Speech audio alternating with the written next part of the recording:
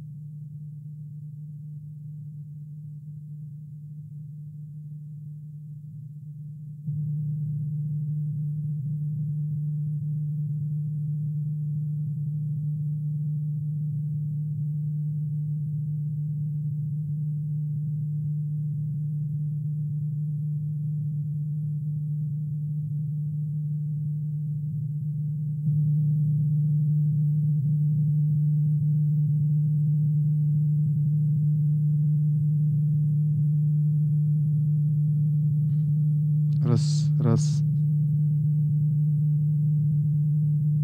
Один, два, один, два. А я не знаю, що на зарі була там захована.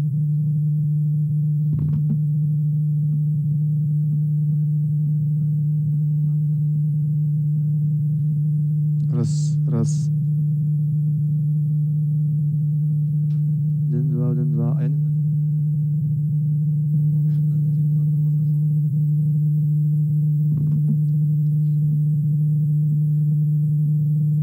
Раз, два, раз, два, три. Раз, раз, раз. Раз, два. Один, два, один, два. А я не знаю,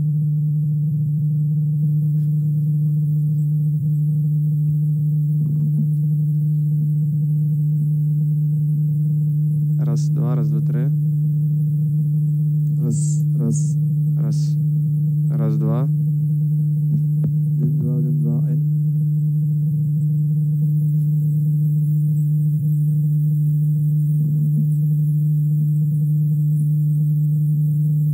Раз, два, раз, два, три. Раз, раз, раз. Раз, два. Один, два, один, два. А я не знаю.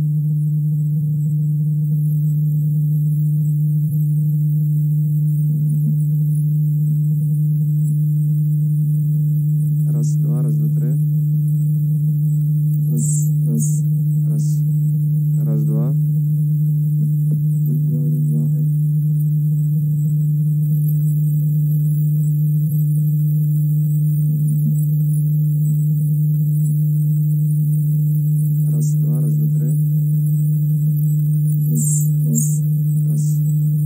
два.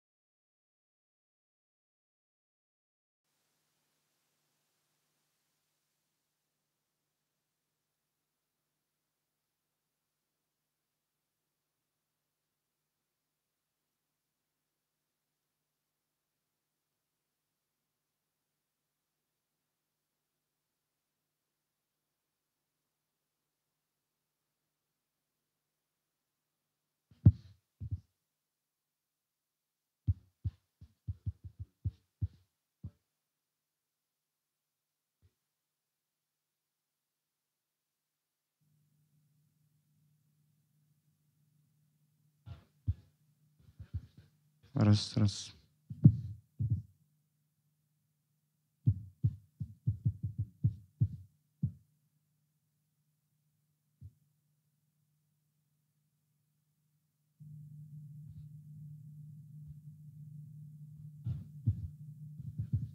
Раз, раз.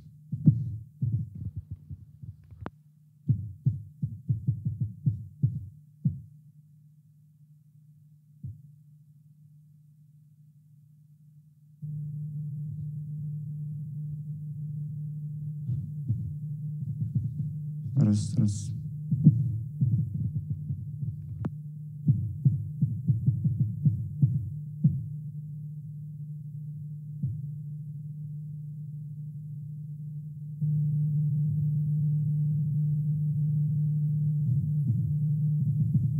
Раз, раз.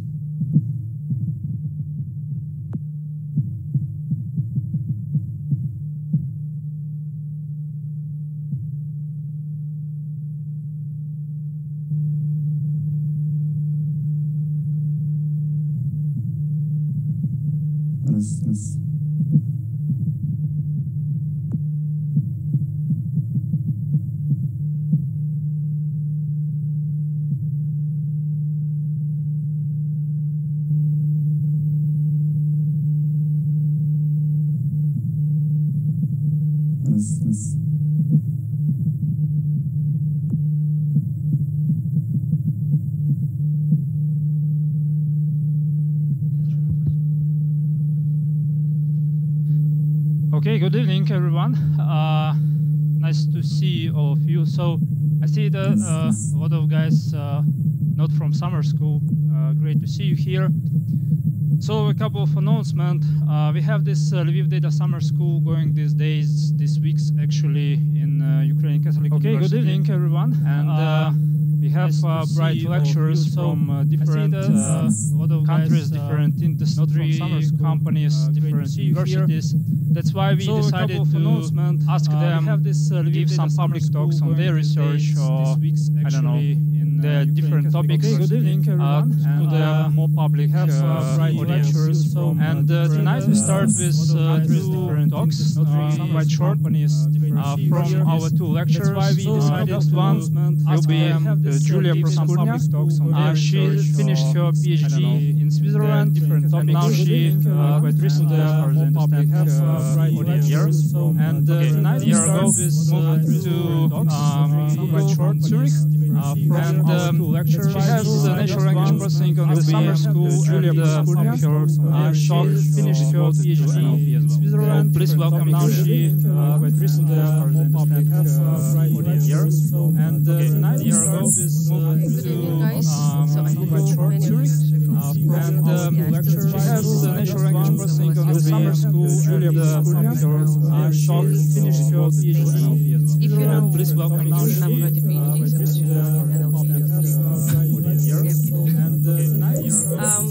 so okay, guys. So I'm not sure if you know, but since already quite some time, over 6 years, I'm living in Switzerland. And so the PhD there, if you know, so you know, I don't know what you know exactly about Switzerland, but so there we have lots of cows, we have mountains, because we have cows and milk, we have awesome cheese, we have chocolate, great, and so there's like only one small thing there. It freaking rains all the time.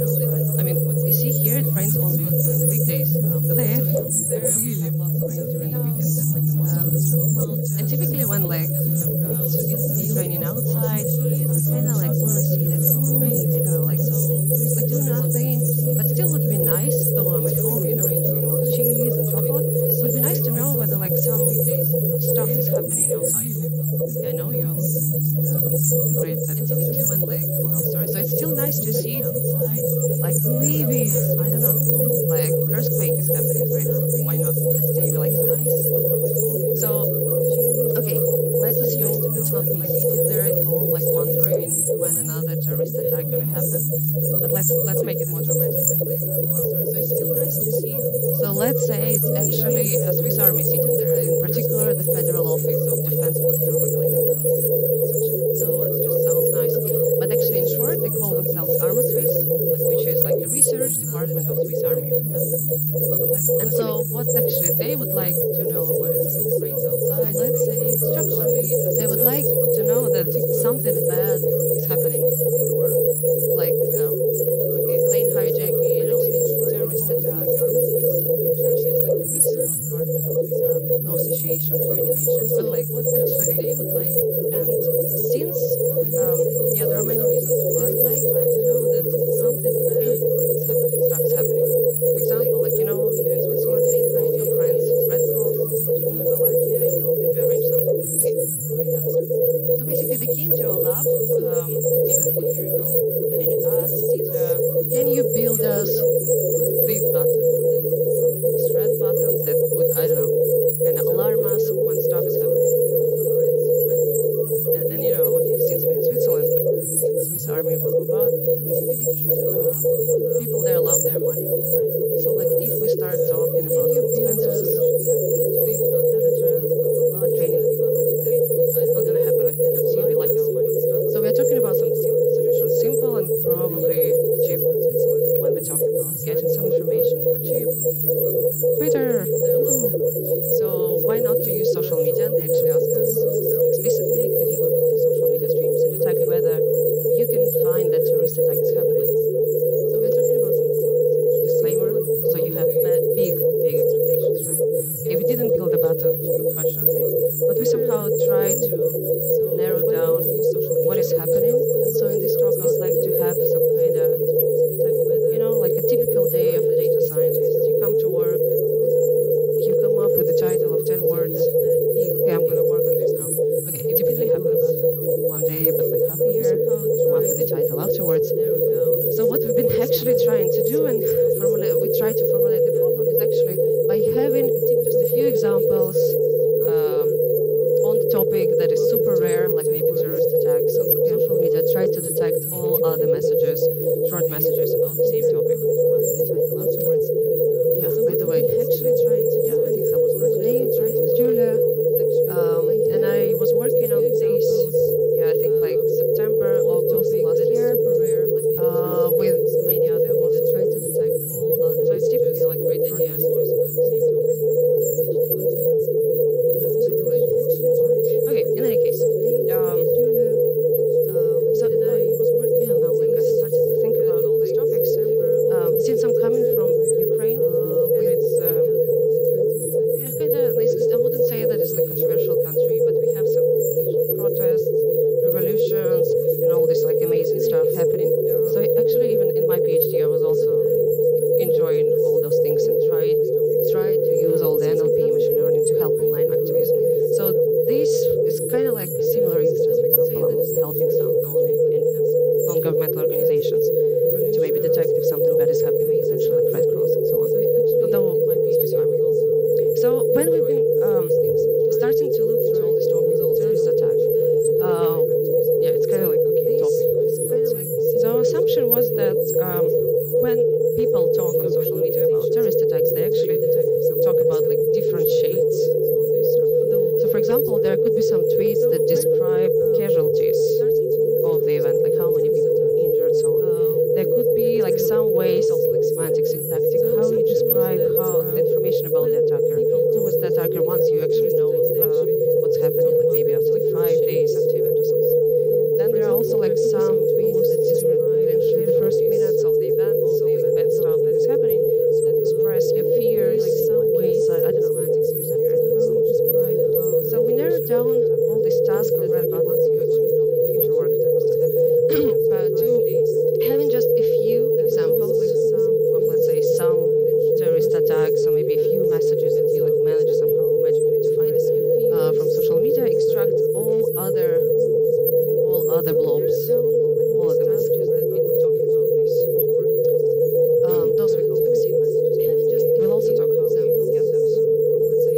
Typically, you can, I like this word, you can get wild from social media to actually solve this problem. I mean, I just hear a list, just like a few works that somehow would be used. You can either like maybe go, but first you have to also remember that it's not like typically you do data science just for the data science reason. You kind of do it maybe for some good cause, right? Like here we've been trying to do it for Swiss Army, so preferably once you come up with some idea, with some solution, with some baseline, you would have to somehow explain them why this classification was done, why this message is like all these messages about the attacks. So it's like it's not like we can give a few examples and like boom, here we have a live box that's gonna give us everything. So in any case, coming back, you can, I don't know, like maybe go with lexicons. What was done for example, when people been annotating messages on the crisis-related topics.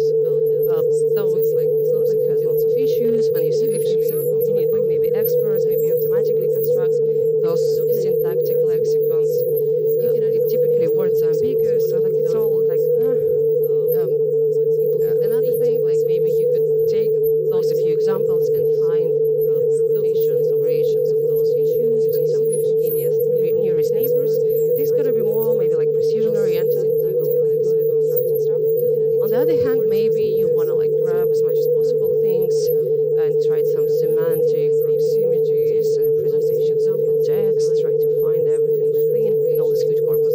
Typically, this results in higher recall, but precision goes up.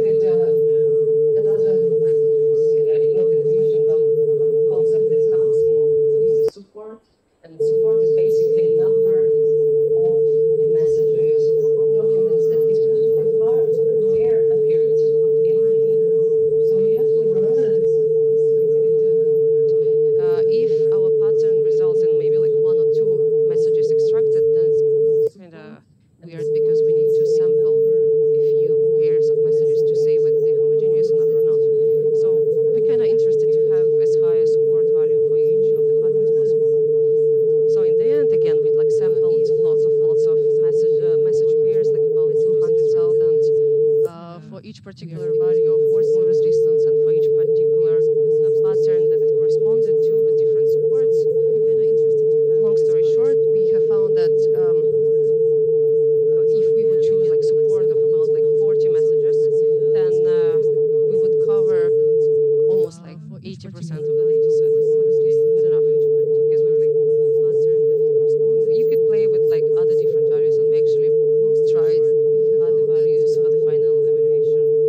But okay, at least in the beginning, you have to like, make some decisions, and you should understand why some things do almost like 80%. Now, when I was talking about the patterns, what we had there, you could play with like okay, let's maybe use some scene sets. And what we've been doing, since I mean the amount of data is rather hard, and we have to somehow very fast to match all of these patterns. We're like, okay, maybe we could use WordNet. Okay, let's take some words similar to each other. But yeah, it turns out not very good, okay, at least on the final results. Then we're like, okay, maybe let's take some embeddings and then find top 10 most similar words and say that this is going to be our scene set. Also, results weren't that good. So in the end, what we tried, kind of like common sense heuristic logic, we constructed scene sets ourselves. So we took about 30 key top words from our like word embeddings trained on all this on the Twitter data, and we try to kind of in a greedy fashion for each of the words construct their like sense like scene sets. So for example, we would take a word, then we would take with some measure of I don't know like similarity all the words that are similar to our original word. We would add them to the scene set, and then for each of those words that we already added, we would do the same procedure. And like typically, this could deviate scene sets. So for example, we would take a word, then we would take with some measure of I don't know like similarity all the words that are similar to our original word. We would add them to the scene set, and then for each of those words that we already added, we would do the same procedure. And like typically, this could deviate scene sets.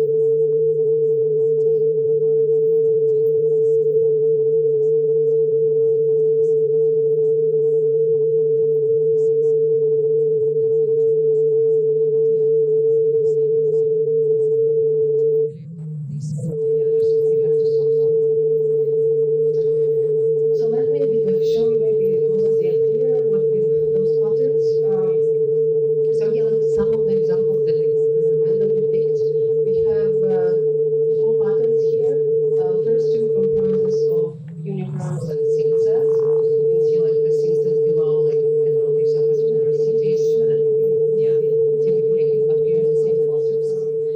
What is also like kind of specific about scene sets that you could, for example, have used some pre-trained embeddings already on some other corpus, and potentially all these Egypt, Syria, Libya would be in completely different scene sets. Just because from the, if we look at the nature of, let's say, Twitter and how events are described there, those words typically appear in similar contexts. So okay, we have these 4 patterns. Each of them, for each of them, we computed the mean distance of the pairs, whether how they've been similar or not. As I said, like we chose this less than 0.5. Then we also, for each of the pattern, just like to know it basically like stats. We also have the support, basically how many messages in the original huge data set had those patterns. And here are just some of the examples. Yeah, very positive ones, as you might see, very optimistic things. So, okay. How did we actually get these labeled examples? It's not like I was sitting casually in the evening, you know, reading those 60 million tweets. So nice, like with a bottle of tea. Tea, right. So we've been actually very kindly by these guys, Arma Swiss, provided about 5% of the Twitter stream for these 2 years, for 14 and 15. So then we did lots of filtering because we're like, okay, it has, of course, lots of languages and so on. We kind of tried to identify the language. We only chose those in English, which resulted in about 60 million tweets, like 3 terabytes of data, basically peanuts, actually, when I think about it now. And okay, what do we do? It's not like, again, as I said, I would be reading it. So we went to Wikipedia. And there already, very kindly, all nice people can aggregate all this data with events that have been happening and everything that is related to the terrorist attacks, month by month, year by year. For example, it has like lots of information. It has who was the perpetrator, what was the time, what was the location, how many casualties, like variations of the casualties, people, what been like the motives of those people. So you have lots of keywords. And actually, we also went to this like global terrorist database, which has like duplication of the same things. Actually, you notice like here 2 years, right? And it's been like 650 attacks. It's like every day something happening. Great, great stuff. So because, I mean, you know, like 300 plus 300, 2 years, blah, blah. Great world we are living in any case, so we actually use those descriptions. They're rather short and have like concrete to the point information to do at least some matching with the tweets that we had.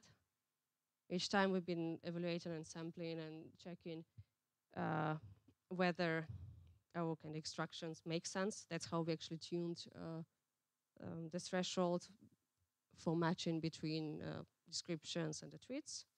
And once we've been kind of happy, we saw that accuracy of this TF-ID of just cosine similarity matching is rather good. We're like, okay, good.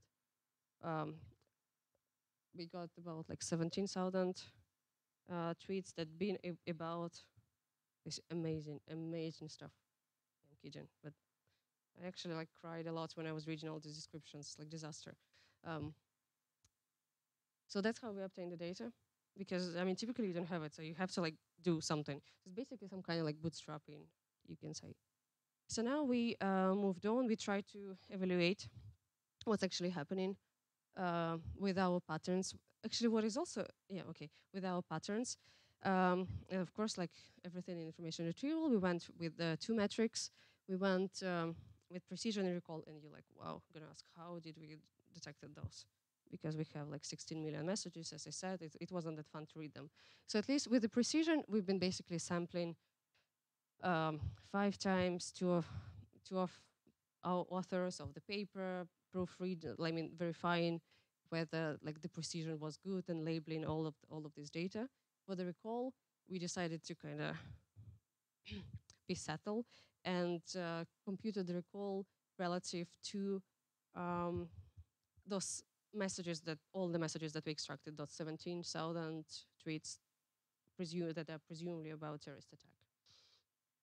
Then we also decided to see how different methods perform on those metrics depending on the size of the input do we have. Like, oh, okay. For example, if we would give only 100 tweets about the topic, or maybe we would find like more data, like 500, 1,000, and so on. Okay, good practice. We implemented some baselines. Why not? So actually, like the first one, we've been basically constructing topic-specific lexicons for this particular domain, and then using them for the extraction. Then we've been also doing some, I think, like random forest or like logistic regression classification on the semantic representations of the tweets that been done as like mean or forward embeddings. Then we went a bit smarter. We built specific representations of the documents that been tuned exactly for this particular classification task using fast text. Then we used the KNN, like K nearest neighbors approach, using the worst movers distance because we saw, okay, it's great. Okay, great table. So, okay. So I have actually here like 2 methods like from our side where we've been comprising just like super dummy patterns with the unigrams, and then that when we did the patterns, that kind of slightly smarter, like with all the scene sets. So conclusion. So having already like a small set of training examples, our patterns been kind of very good on the precision side, but of course recall was lacking. It's mainly because of all these assumptions that we had, like that topic potentially represented by subset of topics, because it's kind of hard to have everything in these like 100 messages with all the support that we've been asking it for. But then the more messages we add, the more likely we represent all these subtopics, and we've been actually hitting, not hitting, okay. winning, I don't know, like, yeah, hitting other baselines on the recall side. And overall, like with F1 score, we've been, I mean, on the harmonic mean, we've been always kind of better there. What is also like super good about it, and what like Swiss Army was like, wow, so excited, because what's interesting here for all of these sample sizes, like first of all, you can give really a bit of data to the system. We would get about like from 200, this is like for the training set of 100, to let's say 400 patterns to the training set of 10,000. What it means that this number of patterns that you would be looking in your data is kind of small. I don't have the numbers here, but let's say actually you can manually look there and see those 200 patterns that you can actually read and look. So they've been like super excited because yeah, for them it's important not to be like woken up by this random red button just like for no reason. So okay, summary. Nice method, relatively high results, actually super generic combination of many things, but somehow like works in practice and you can interpret. And potentially could be applied to like further, I don't know, like maybe more advanced machine learning. You can actually use those patterns as some features and continue like training your models. So I'm not sure, yeah, I'm not planning, yeah, it just takes a bit too much time with preparing the, how it's called, this project. Maybe I still like have one day, yeah, one night to prepare. But there are like many things to do. I also have the data set. I have like the code released. Everything is there.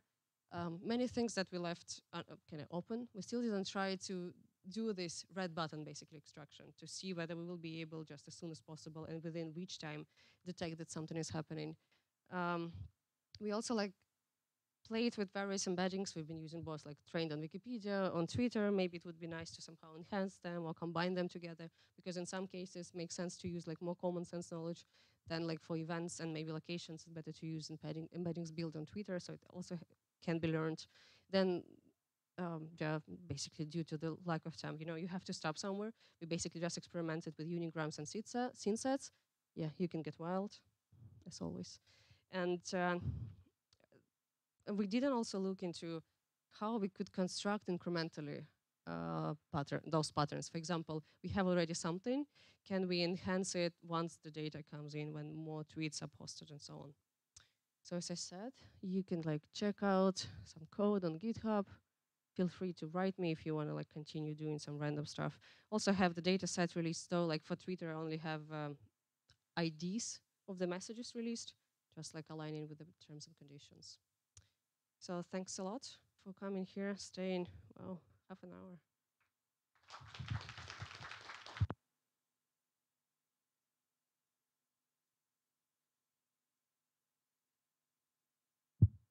Okay, so we have time like for 2 or 3 questions.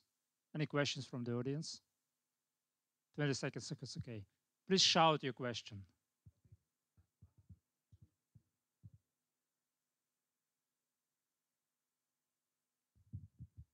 So, okay, from our side, it was relatively like no-brainer decision, because so actually Swiss Army came to us and they say, okay, we've been already like collecting all this data for so long.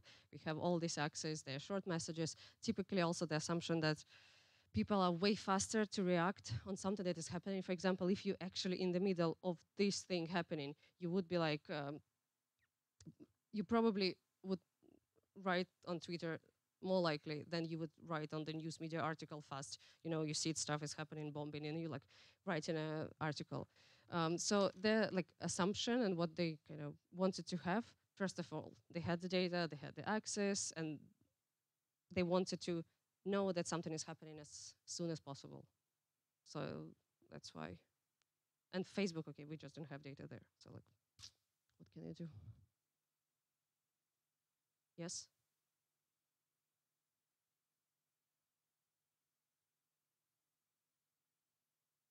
Yeah, you see, like Switzerland is like probably so neutral. It's like more rhetorical and philosophical questions. I mean, not necessarily like German, but I think they also do a lot of like maybe like non-governmental, whatever, like Geneva. They probably have these collaborations with Red Cross, and Red Cross is not only, it's all like Swiss organizations, and potentially it's more like external things that they're working on. So they wanted to know like actually outside of, if something is happening outside. Yeah. Yes.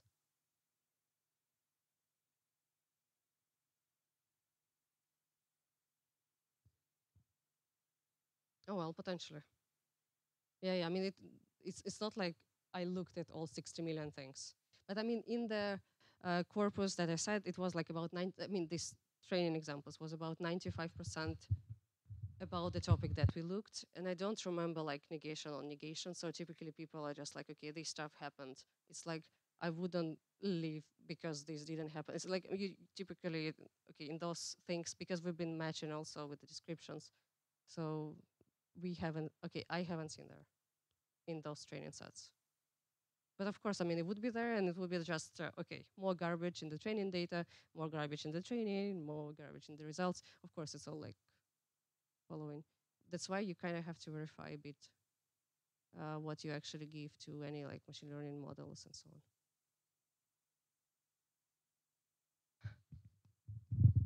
Okay.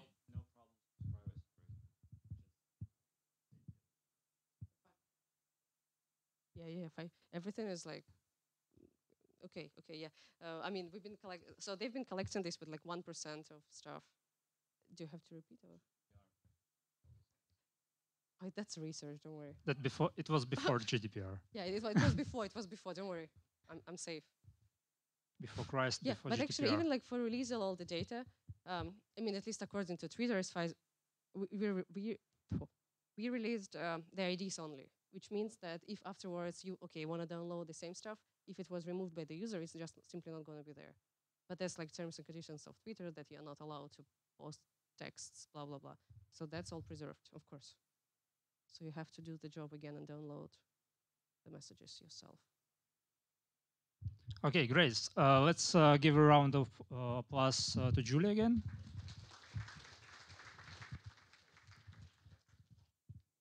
And as our another talk, so guys, there are a lot of places here on the first, second row. Please come. Our next speaker is Dima Fishman, and actually we have a long history of communicating with each other. So Dima joined this summer school from the very beginning. 2 years ago, he presented a course on actually bioinformatics and machine learning in bioinformatics. And but last year, I asked him to give a course on machine learning, so he still struggled because he has his own passion to deliver some topics on healthcare. So we find this 30 minutes time slot this night because before his departure back to Estonia to tell us a bit about his experience as a data scientist in this tremendous domain of healthcare. So please welcome Dima. Thanks a lot. So I just wanted to say thanks to organizers, actually not just Lyosha, but everyone involved. That is a great event. So I'm actually part of the data science summer school, and it's a pretty cool place and event to attend. And yes, so for this whole week, I was actually trying to sell this message that you can actually do all this cool stuff, all this machine learning, deep learning, and so on and so forth in healthcare, and actually make people healthier and help them live longer. So this talk is all about this. All right, so my name is Dima. I'm a PhD student at University of Tartu. This is a small place, and in a small place called Estonia. So I can, the good thing about being the second presenter is that you can always mock the first one. And I can say that if in Switzerland it's raining, that we are just freezing out. Yeah, so we are in much worse conditions than you are, so be happy about it. You can actually have cows on the stuff, and they still survive. All right, so yeah, so I actually work with biological data. I mean, I work with medical data, I work with biological data, and I do data science and I do machine learning on that. So this talk is all about actually how this is possible, right? How people with this background in computer science can do this kind of things. So how they end up doing this. So first, I wanted to show you my roadmap. So how did I come to this place where I am right now? I have graduated from KPI University, which is in Kiev, and then I suddenly moved to very little place, Estonia.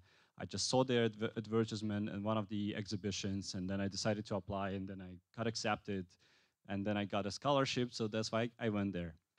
And then I was a master student in University of Tartu, and in parallel, I was actually a master student at Italian Technical University. There are two universities, and this master program which I entered was part of the both universities. And then I came to KTH as a exchange student. So at some point I was a student of 3 universities, and then I came back for a PhD in University of Tartu to do this kind of things. So after I actually graduated from my bachelor in KPI, my worldview was very, very flat and was like very blank. I knew that there is somewhere in this world, there is this kind of computer science land, and I was somewhere a part of this land. Yeah, just one little disclaimer before we go on is that actually, if you think or you start feeling like this is a talk about Dima Fishman, this is not true. So what I'm trying to say is that this talk is about people like me with this kind of background, basically describing how can you become part of this healthcare stuff and do this kind of project, and what kind of projects you might be doing if you do this kind of things, okay? So I came to this computer science land after my bachelor in KPI, and then I applied for master's and I got accepted. So my master's was on software engineering. So I'm actually a software engineer by training.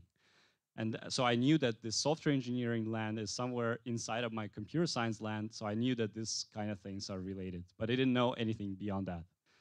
And then I started talking to people, and I met many people, and basically I realized there are many other things in this computer science land, and they look pretty interesting. So I started looking into algorithms, into data mining. I knew that there are people who do cryptography, which was way beyond my level at that time of understanding things. I still have a lot of respect to those people, but I still don't get a thing. And then I met other people. I mean, I met people that worked in other places, and I got to know that there are plenty other cool fields. Like I knew that there is this dark forest of biology. I knew there is this very deep ocean of math and statistics, and there is some chemistry there and some economy and so on and so forth. So my world got a little bit wider. And after I actually spent more time at university, I did more projects, and some of these projects were interdisciplinary. I got to know that this like basically borders between these areas, they live just in my head. And actually there is no border between any of this. But then at some point I met my current PhD supervisor, who is actually a professor in bioinformatics. I did not know what bioinformatics mean at that time, but it sounded pretty cool. So I understood after talking to him that he actually works in this area, somewhere in between computer science and biology. So he does some work for those who actually treat people. And I was somehow very impressed by this idea that you can actually do algorithms. You could do something that computer scientists are trained to do, code, actually to save people, I mean, to make people live healthier. So I was super excited. And I started working in this field, actually somewhere there. This is somewhere like part which I started working on. And let's call it something like Dima's interest land or anybody's interest land. And I divided this interest land into 5 distinct areas or districts, let's call them districts. And I'll tell you briefly about all this, just to give you some kind of idea of what projects that people like me could do at this field. So one of the first ones, as always, well, I will start with the least interesting one, but it happened to be the one that I actually write my PhD thesis about, is autoimmunity. And what is autoimmunity can be very briefly described on this slide. It's basically when some parts of your organism, some parts of your body declare a war against the other parts without actually no good reason for this. And they just start fighting inside of you. And you actually suffer because of this. So you actually want your parts to live in peace. So we actually study this process. We take blood from people. So there is a similarity between vampire and biologists. We like blood. So we take blood from people, and then we put it on something that is called the protein microarray, which is a slide of glass, of fiberglass, that has a a small hole in it, and basically many small holes, and then you put some proteins of a person, you put a blood on top of this, and you actually can see how much autoimmunity that person has against that or the other protein. And then you start analyzing those in multiple batches, so you do it for many people, and then you build models that predict you and tell you, all right, so this protein has, well, seemingly has some kind of signal, right? So it actually is an important protein. If autoimmunity happens in a person, this protein gets affected. And then you try to understand what has been broken in the system on the first place, all right? So we actually published a nice paper on this, which is right now in the Cell, published in the Cell. And this was the first district of my interest land. The other district has something to do with genomics. It's called functional genomics. And before we go into this, actually, I think it makes sense to explain what a genomics is. So this is one of these biology 101 slides that says that we have cells. Those cells have, nucleus. Nucleus has chromosomes. By the way, how many chromosomes do we have? 42. Few more. 46, yeah, 23 pairs. So we have this kind of set of 2 sets. Right, so each of these chromosomes is basically a long chain. It's a double helix that is called DNA. And this DNA consists of 4 things, nucleotides. And those actually, the important thing here is that this DNA has very important regions and something that biologists call junk so far.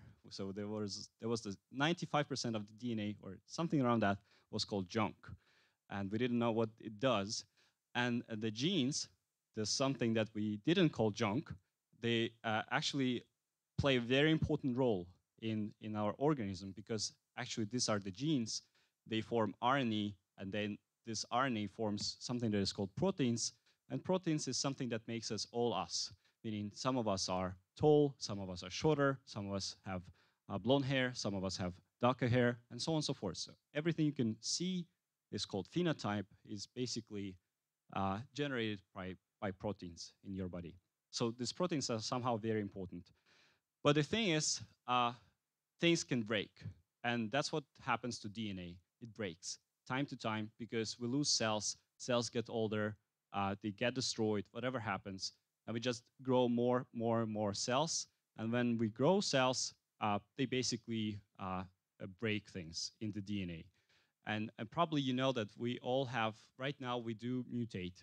Right now in this room, there are plenty of mutations happening. And some of these mutations might be actually the bad ones.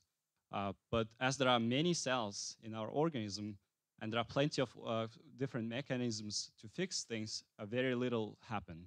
But still what we study here is that, for example, this is a gene, and this is something that is kind of, in a normal state, it has this nucleotide A, but when, all right, so yeah, if this is A, then this gene works.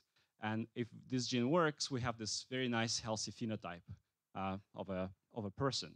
But then if things break and we have something else there at this location here, this gene actually breaks and it doesn't work. And then we might actually have a bad phenotype. I mean, we can have actually some disease going on. And what we have been doing so far, and many people have been actually doing this, and there is a lot of research published on this, is that we can take this DNA and we could try to model these changes by feeding this into recurrent networks or convolutional networks and seeing how the changes that we make at the DNA actually somehow change things on the higher level. So how does that influence our disease or not diseasing and stuff like this. This has been one of the researches I have done in collaboration with people in our lab. One idea that we had was this. So in Estonia, we had this genome center, which is a place where we sequence Estonian population, meaning people come and they give us blood. Well, you know, we like blood, and they give blood, and we sequence their genomes. And then some of the research was focusing on predicting how well you are a runner comparing to swimmer, So some people are better runners than swimmers, and this you can actually somehow relate to DNA. I actually have some doubts about the methodology, but they do. Then you can actually do analyze what microbiome you might have with this type of DNA, which tells you how actually what kind of food will be good for you and what kind of food will not be good for you. So what a metabolism will be for different types of food. And one idea that we had was this, how about drawing a person's face from the DNA? So this is something that is completely unpublished, but there are plenty of attempts, and none of the attempts seem to be successful, but we are still looking towards the collaboration on that side. So that would be really cool if somebody would leave some kind of tissue in the scene of crime, and you can take this and take the DNA and actually draw the person's face. Something like a little bit of sci-fi in here. So this was this functional genomic region, and then something very close to my heart, which is medical imaging. I do a lot of medical imaging. So we have a person here, and it turned out that there are plenty of ways we can make pictures more useful than selfies. And we can make pictures of different parts of our body and do some kind of useful science with this. For example, we could take images of retinas, and we could try to analyze those retinas to see if actually some people might have this disease called diabetic retinopathy, which is basically something that people develop when they have a diabetes. They develop this disease and they suddenly start to lose their sight, which is a pretty bad, well, basically it's a cause of losing sight in working population, at least in the United States, one of the biggest reasons why people lose sight. And this was a Kaggle competition that we participated in. And then there was a follow-up research on this. Then we also participated in the other Kaggle competition, which was basically measuring the heart volume in dystolic and systolic heart volumes. And it turned out that if you divide one by the other, you can actually predict the probability of a heart failure. So you could actually run these algorithms, convolutional neural networks, to predict the heart volumes, and you can actually say what's the likelihood that person would have a heart failure, and you should treat that person. And the last part is that this is something that we do on a kind of larger scale. We work as a company called PerkinElmer to analyze microscopy images. So we have images of cells, of microscopy experiments, and then there are these kind of small cells here and there. And the idea is that we have to segment those cells, meaning that we have to understand where on the images these cells are, because biologists like to somehow quantify those cells, count the cells, and see how fat they are, how well they die, or not well they die, and so on and so forth. So this is something that we do. And then there is this nice animation of heart bumping here. So you can actually see what kind of data we have been working with. The other part was this something that is related to skin cancer. Basically, there was a person, he lived a very happy life, and then at some point he saw the birthmark on his hand, and he Googled, and it turned out that this could be a sign of very badly disease called melanoma, so which is a skin cancer type. And then basically the idea is like, oh, I should be dying probably.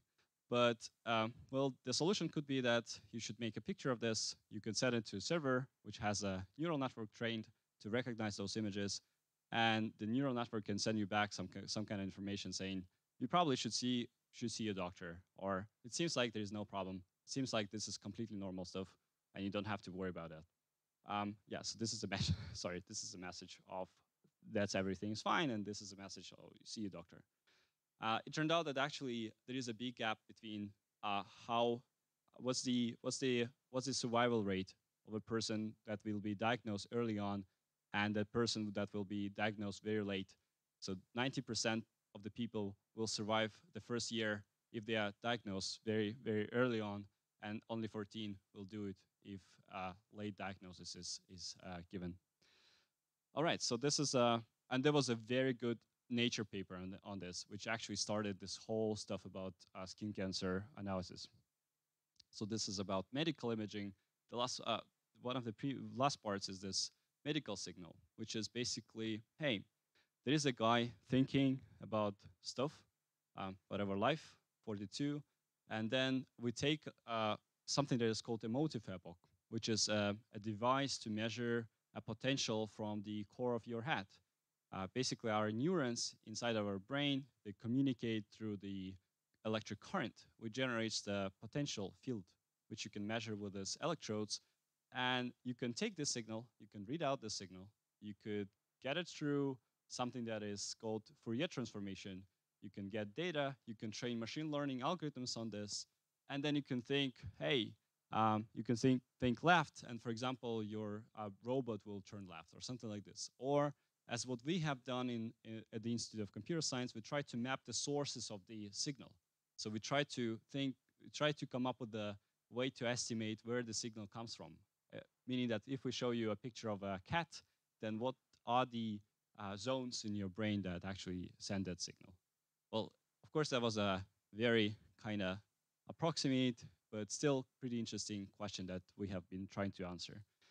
The other thing was this, you could think of this as the person who is lying in the hospital bed, and then his measurements are sent to an algorithm that can classify, can tell if that person is going to have a seizure attack.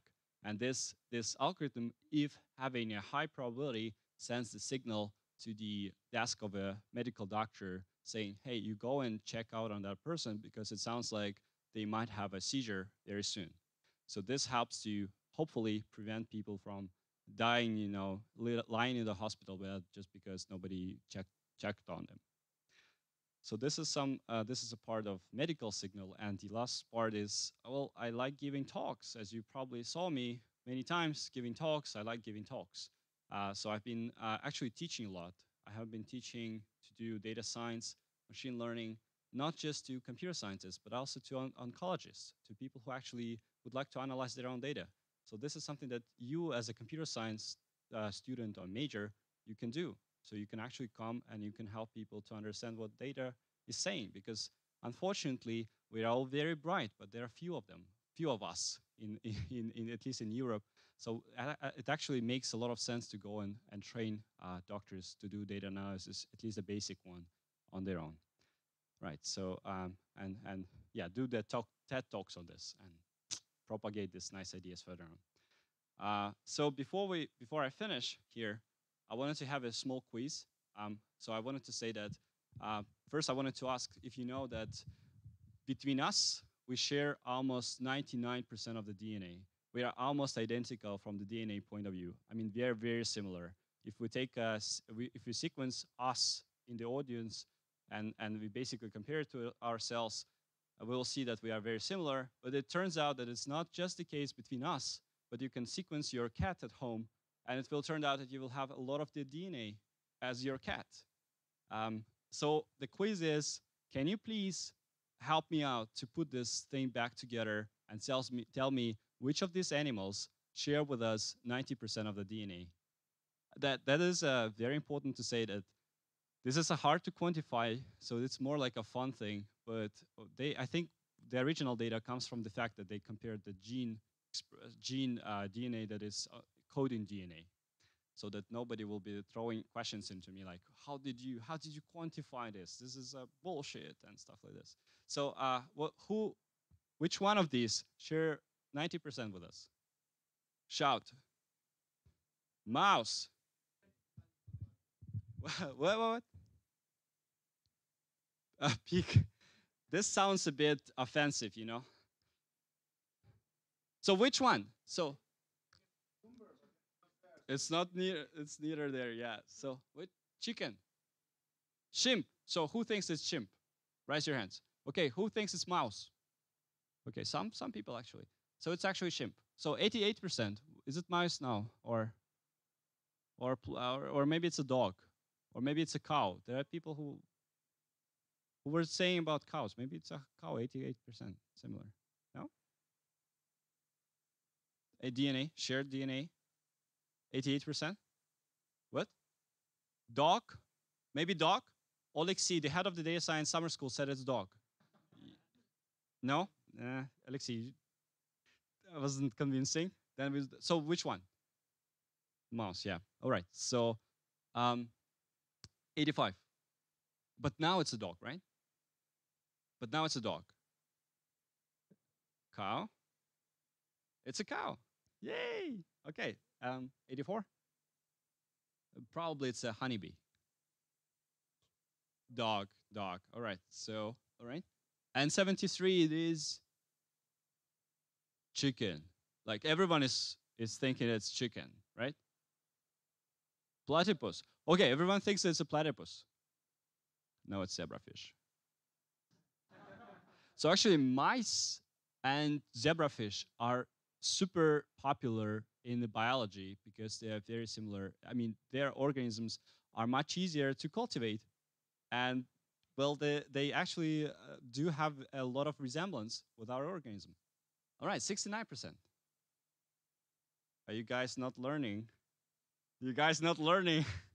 So it's a platypus. Yeah, right. So 65. You're not learning. Seem not to be learning. Which one? Fruit fly, chicken. Okay, 47. Honeybee.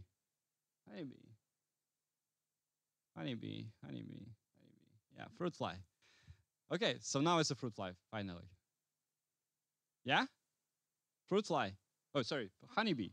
I was like, I was confusing you too much. So honeybee, right?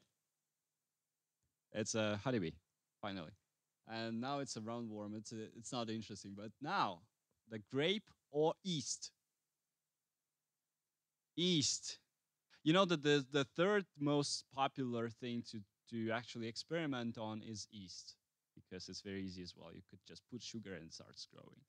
It's actually grape and then baker's yeast. Okay, so the most important message is that 50% we share with banana. So if you take 2, then yeah. So I wanted to thank my research group, which are super amazing. I love them so much. And just a final reminder, go to bioinformatics. This is real science.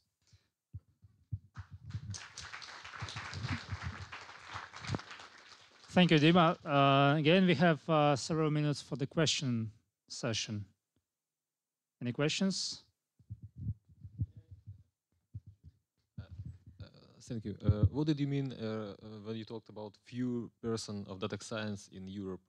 It's how much? No, I mean, this is exaggeration. I mean, when comparing to number of biologists and how much data is actually produced by a biologist, it's like, it's not enough.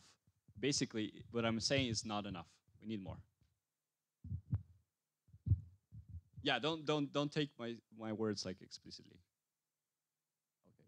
So you mentioned lots of problems, sounds super cool, and you like actually feel purpose in life, though like you're still, actually I do. You're still doing PhD. I understand. It's great. So I wonder, like, what are the typical?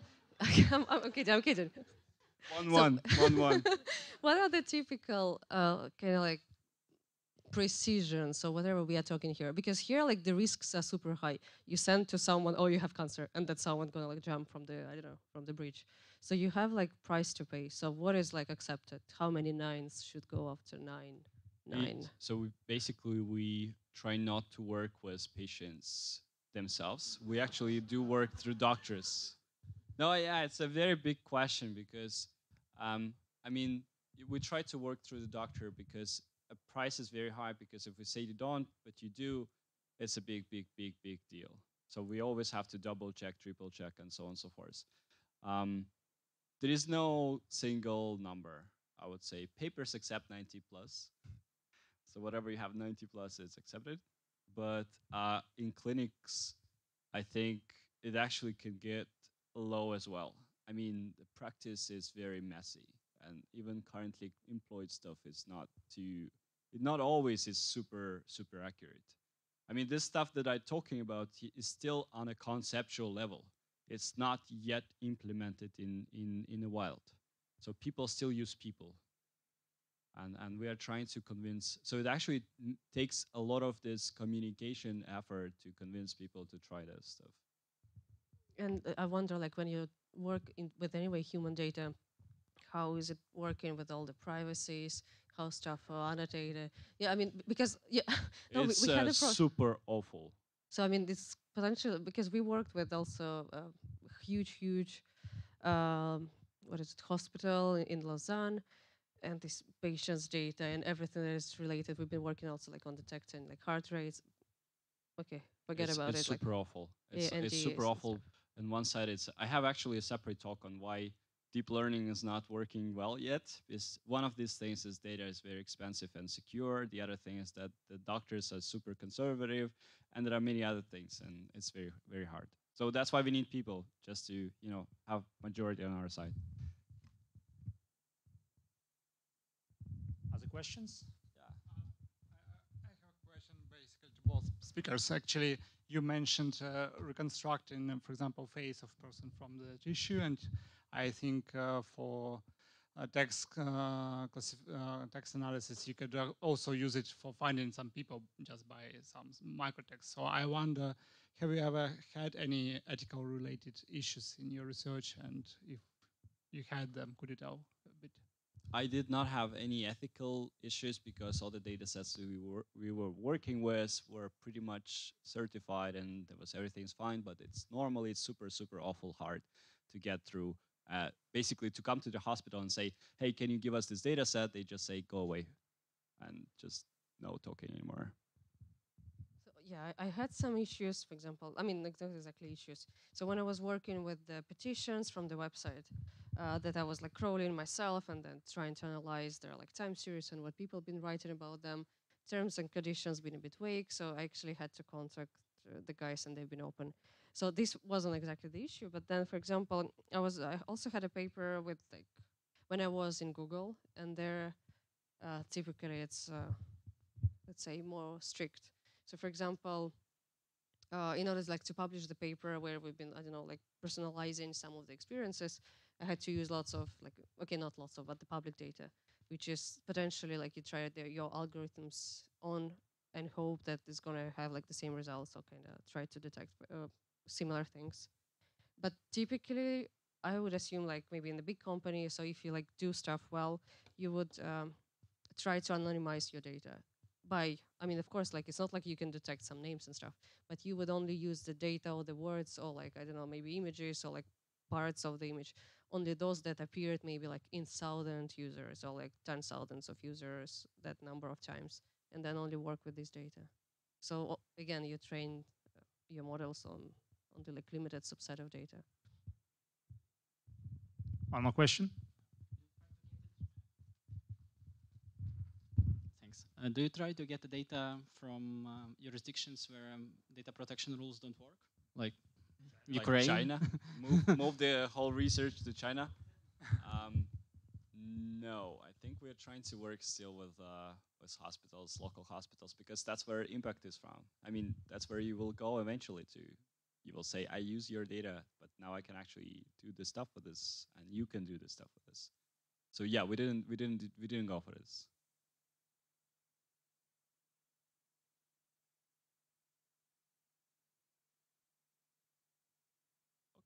Okay, it's interesting. That's very interesting. Thank you. So is there this, black hats versus white hats in bioinformatics? Oh, I'm a little bit not aware of that. What is that? So nowadays there are like black hats hackers, white hats good guys. Yeah, so you're saying if there are people who actually steal information for good, or use this information for good. I have not heard of that. I have not heard of that. So you still don't have this classification in bioinformatics? No, I think so. I don't think so. So actually, I wanted to ask about the FDA approvals. So the thing is that we can develop a lot of nice models, and particular issue is working with biomedical signals and all that stuff, is that actually the models should be very much interpretable, because otherwise doctors will actually not accept them, and actually it will be very hard to pass the FDA. So you can develop a really great model, but then it will not be past the FDA actually. So what do you think about it? Alexei, I should have had this different talk actually. So basically people just go over this, like the other talk. Yeah, it's absolutely a big problem. There is a lot of research that is ongoing. So actually that's my message. Come to this side and we have lots of cool problems. I just been to ICML, and there was this poster with a from Google Brain, and they tackled this problem. So they actually had some idea how to. So previously, what we have been doing, and you've probably been doing, is the silency map, so you can show where the things are. But it doesn't work for doctors; they don't care about this. That is actually the approach how we can actually quantify how much of the diagnosis, specific symptom you can see on the image, and you can actually say this way, and this works. I mean, doctors love it, but I mean, there are plenty of other problems correlated to this. So yeah, you're absolutely right. This is a big deal. Okay, so come to the bioinformatics side. At least they have blood. We have a lot of problems and blood. Yes, you will be fat and having challenges. Okay, let's give another round of applause, Dima. Guys, thank you so much attending this event. So tomorrow we will have another public talk with Anastasia Snulas from New York University Data Science Center. He will talk about urban data analytics. So please come at 6 p.m. at this place. See you tomorrow.